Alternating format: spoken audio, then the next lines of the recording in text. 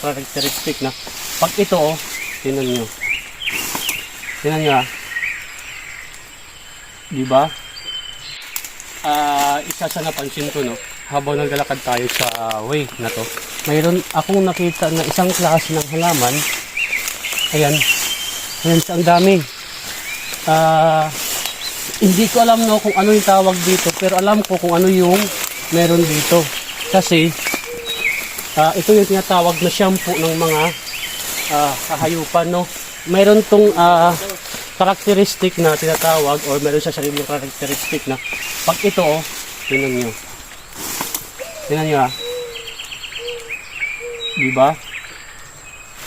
May yung ibang tao ginagamit to panglagay sa buhok. Tingnan nyo, alam mo yan yung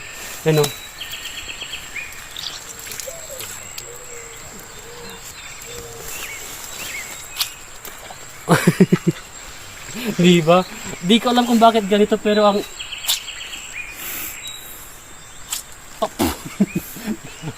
ang kulit. Di, may isang babae kasi ako nakita na nag-vlog, iniipon niya yung mga ganito. Kinukuha niya tapos ilalagay niya sa baso. Tapos yun yung ginagamit niya pang sa buhok niya. Hello, kainit yun. Sige, picture lang yun. 1, 2, 3. Sige, asa pa? 1, 2, 3.